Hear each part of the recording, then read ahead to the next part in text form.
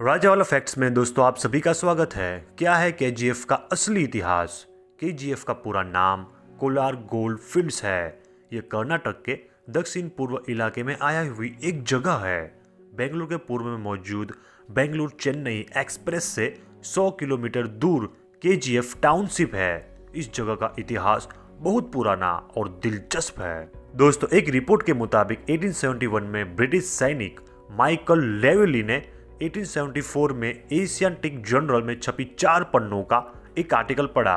उसमें कोलार में पाए जाने वाले सोने के बारे में बताया गया था। इस आर्टिकल को पढ़ने के बाद कोलार में लेवली की दिलचस्पी बढ़ी। इस टॉपिक को पढ़ते हुए लेवली के हाथों ब्रिटिश सरकार के लेफ्टिनेंट जॉन वॉरेन का एक आर्टिकल भी लगा।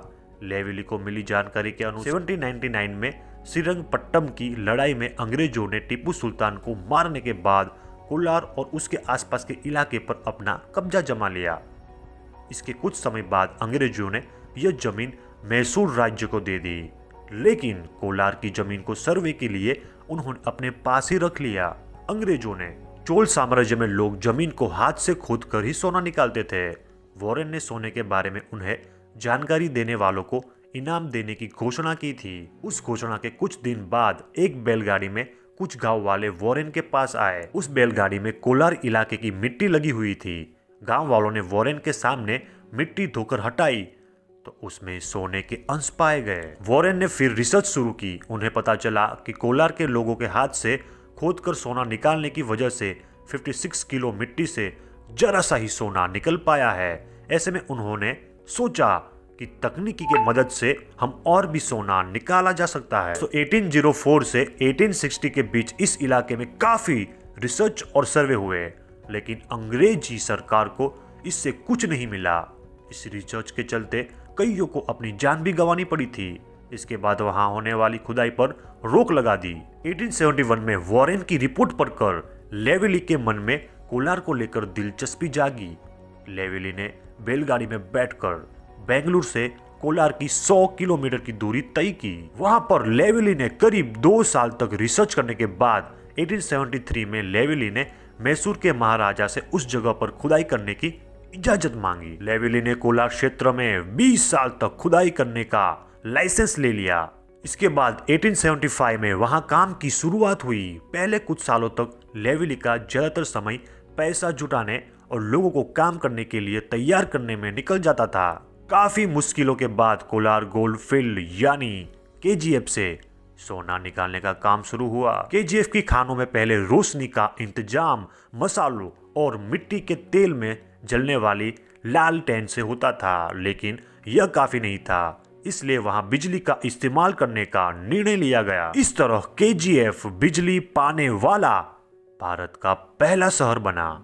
कोलार गोल्ड फील्ड की बिजली की जरूरत पूरी करने के लिए वहां से 130 किलोमीटर दूर कावेरी बिजली केंद्र बनाया गया था।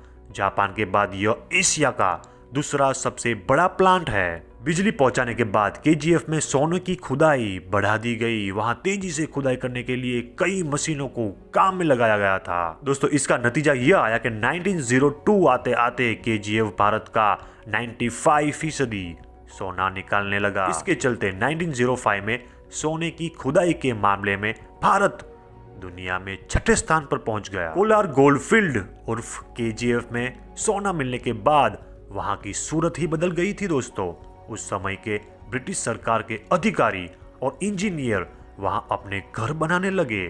लोगों को वहां का माहौल बहुत पसंद आने लगा क्योंकि वो जगह ठंडी थी।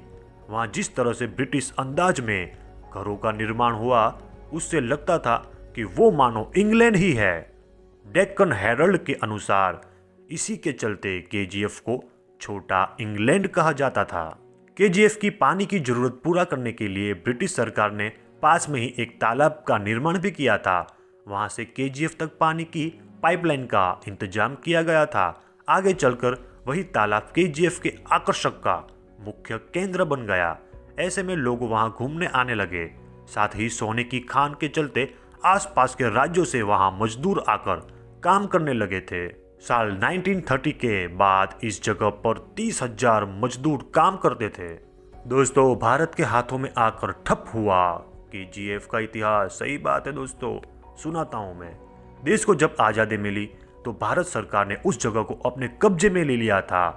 इसके करीब एक दशक बाद यानी 1956 में इस खान का राष्ट्रीयकरण कर दिया गया।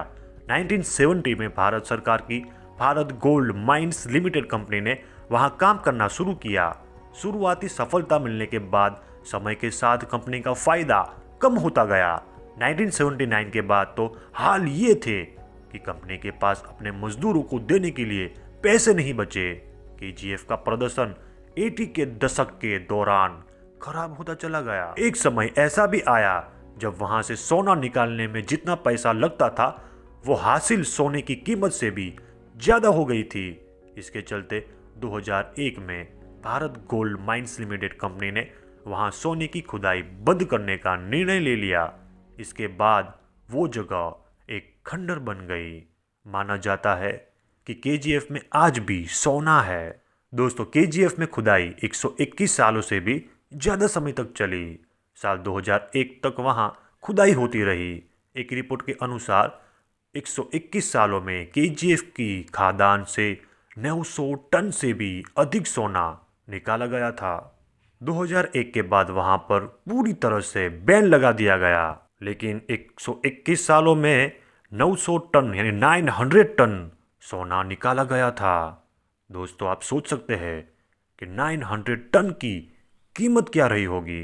आई होप आपको ये वीडियो इन्फॉर्मेटिव लगी होगी।